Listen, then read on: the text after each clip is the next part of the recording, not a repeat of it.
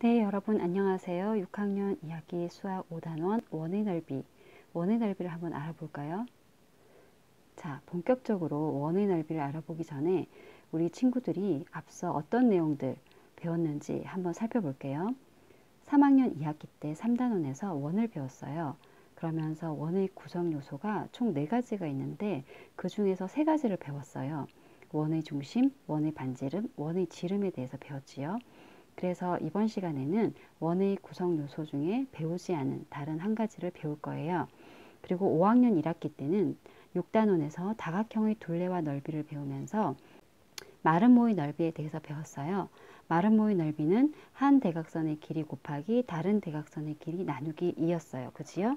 자, 그러면은 여기서 우리 친구들 다각형 중에서 마름모 잘 모르는 친구들이지요.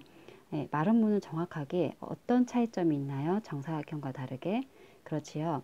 이제 마름모는요, 이 네 변의 길이가 같습니다. 먼저 네 변의 길이가 같아요.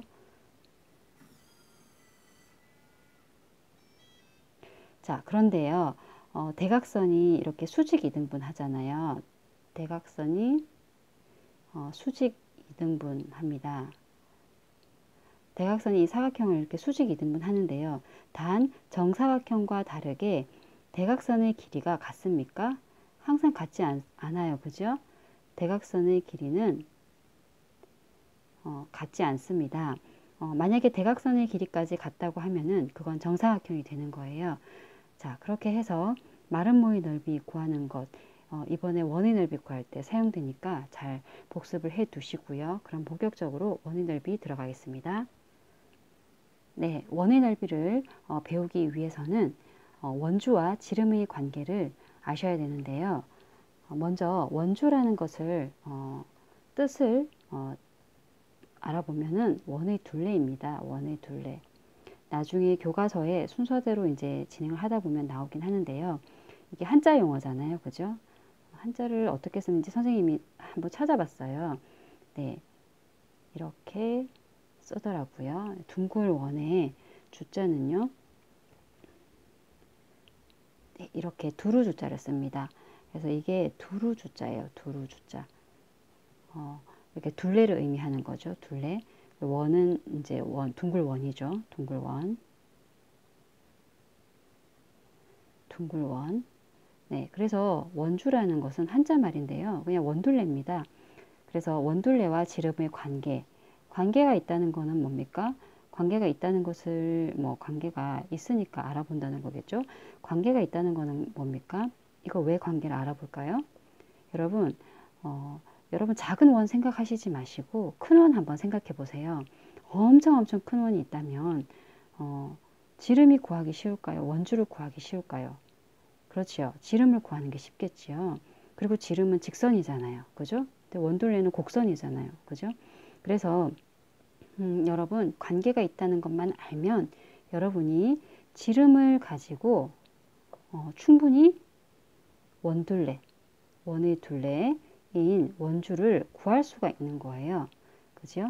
그런 목적을 가지고 이 관계를 알아보는 겁니다. 네. 활동 1번 슬기와 지혜가 놀이동산에서 대관람차를 보았습니다. 원의 둘레를 한번 알아봅시다. 네. 지금 대관람차를 이렇게 원의 구성 요소를 가지고 표현을 해 두었습니다. 원의 지름, 원의 중심, 원의 반지름.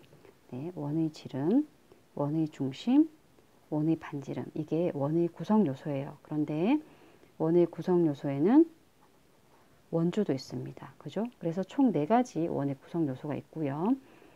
자, 대관람차에서 지름과 둘레를 살펴봅시다. 네. 그 다음 대관람차에서 볼 수 있는 원들의 공통점과 차이점은 무엇인지 한번 말해봅시다. 네, 원의 크기는 달라도 모양이 모두 같지요. 그리고 원의 크기가 커지면 반지름과 지름도 길어지지요. 그리고 한 원에는 반지름과 지름이 무수히 많이 있습니다. 그지요? 그것을 선생님이 이제 말을 해봤는데 간단하게 또 요약 정리를 원하는 친구들도 있을 거기 때문에 한번 정리를 해볼까요? 네. 원의 크기는 달라도 모양이 모두 같습니다.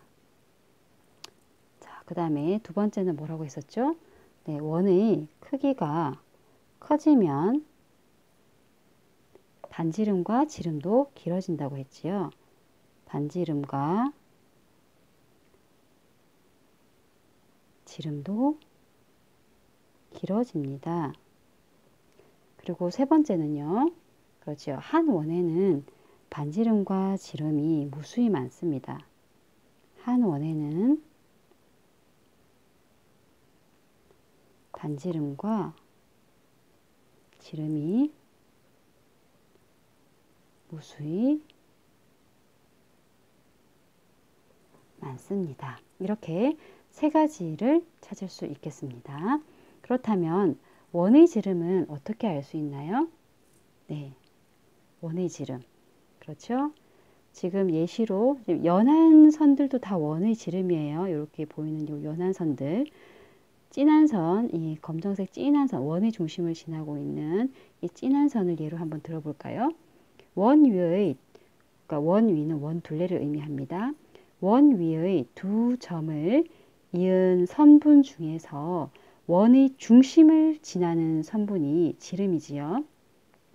원 위의 두 점을 이은 선분 중에서 원 위의 두 점을 이은 선분 중에서 가장 긴 선분의 길이를 재면 알 수 있지요. 네, 그것을 한번 또 정리를 해 보겠습니다. 원 위의 두 점을 이은 선분 중에서 원의 중심을 지나는 선분이 지름이지요. 아까 또 다른 말로 선생님이 뭐라고 표현했었지요? 그렇죠. 원 위의 두 점을 이은 선분 중에서 가장 긴 선분의 길이라고 했어요. 원의 중심을 지나는 선분도 되고요. 가장 긴 선분, 그것도 지름이라고 했습니다. 네, 그렇다면 원의 지름이 길어지면 원의 둘레는 어떻게 될까요?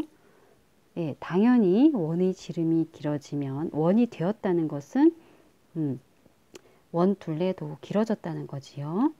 네, 같이 길어질 것 같습니다. 원 둘레도 함께 길어질 것 같습니다. 길어질 것 같다. 네, 원의 둘레도 길어질 것 같지요. 그러면 원의 둘레를 무엇이라고 하면 좋을까요? 원의 둘레는 원의 둘레라고 하시면 됩니다. 그리고 한자말 원주를 알아두시면 되겠지요. 네. 그 다음에 활동 2번 정육각형의 둘레와 원의 지름을 비교해 봅시다 라고 했어요. 그런데 활동 2번 이걸 하기에 앞서서 네, 활동 3번도 한번 같이 보실게요. 활동 2번과 활동 3번의 가장 큰 차이점 발견하셨나요? 네, 활동 2번은요. 이 정육각형이 어디에 있습니까? 네, 원 안에 있지요. 원 안에 있습니다. 원 안에 정육각형이 있어요. 원 안에 정육각형이 있고요. 그 다음에 정사각형, 여기서 있는 이 정사각형은 원 바깥에 있겠지요. 원 바깥에 있는데 많이 바깥은 아니고요. 원하고 맞물려 있어요. 접해 있어요. 그죠? 그런 가장 큰 차이점이 있고요. 왜 이것을 하냐고 하면은 아까도 이야기했지만 작은 원은 줄자 같은 걸로 원둘레 이제 잴 수 있어요. 그죠? 그런데 우리 실생활에서 원 모양이 작은 것만 있진 않잖아요. 그렇기 때문에 지름과 원둘레의 관계를 우리가 파악해서 그 지름을 알면 원둘레도 같이 알 수 있는 그런 방법이 있다는 거죠. 그러니까 있다고 상상을 한 거예요. 사람들이, 옛날 사람들이. 그래서 수학적인 어림이라고 할까요? 수학적으로, 논리적으로 어떤 어림을 먼저 하는 거예요. 정확한 걸 지금 당장 모른다고 생각했을 때. 그래서 원에 접하는 다각형은 우리가 이미 이제 넓이도 구할 수 있고 많은 것들을 할 수 있잖아요. 그래서 내가 알고 있는 지식, 다각형을 가지고 이 원의 둘레와 원의 지름을 비교해보는 그 과정을 거치는 거예요. 내가 알고 있는 것을 토대로 새로운 개념을 만들어내는 것이죠. 그래서 이 원 안에 정육각형을 넣어보고 그 다음에 원 밖에 정사각형을 둘러보면서 그러니까 범위를 어림을 하는 거예요. 정확한 값은 모르겠지만 한번 해보겠습니다. 정육각형의 둘레를 자로 재어 수직선에 표시해 보세요 했는데요. 여러분 이거 자로 재면은요 6cm가 나옵니다. 6cm가 나오거든요. 그래서 원의 지름이 뭐 이게 지금 두 개잖아요. 두 개예요. 그죠? 원의 지름이 이까지인데 그 정육각형의 둘레, 그러니까 정육각형의 둘레죠.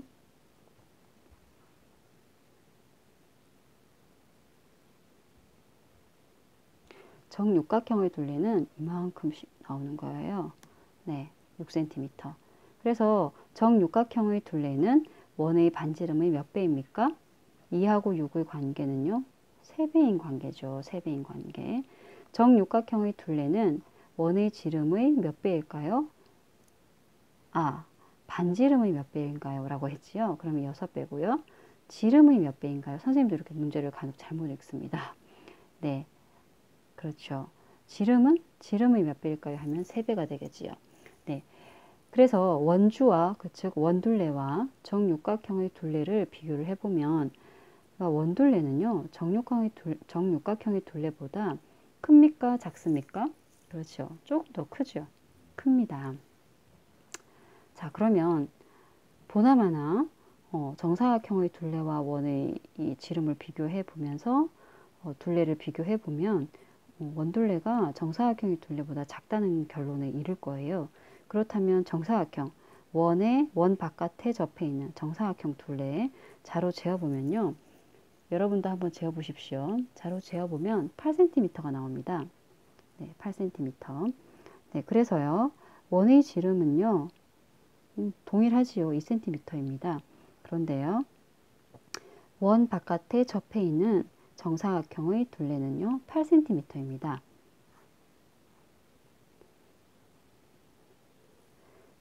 자, 그래서 정사각형의 둘레는 원의 지름의, 지금은 반지름 안 물어봤어요. 그죠? 원의 지름의 몇 배일까요? 2와 8의 관계는 뭡니까? 4배이죠. 4배. 그래서 원주와 정사각형의 둘레를 비교해보면 정사각형의 둘레가 원둘레보다 크지요. 그렇다면 종합을 해볼 때 원주는 지름의 약 몇 배인지 정리를 해볼까요? 원주는 지름의 몇 배? 네, 3배보다 길고요. 아까 여기 3배보다 길었잖아요. 그죠? 네. 그 다음에 몇 배보다는 짧다고요? 네, 4배보다는 짧지요. 4배보다는 짧습니다. 오늘도 수고하셨고요. 한번 정리를 하자면 원의 넓이를 구하고자 하는 큰 목표 아래 가장 먼저 배우는 것이 원둘레입니다. 원둘레. 근데 그 원둘레가 지름과 관계가 있다고 하네요. 어떤 관계가 있냐면요. 바로 3배보다는 길고 4배보다는 짧다는 관계가 있다고 합니다. 그럼 오늘 수업은 여기까지 하겠습니다. 감사합니다.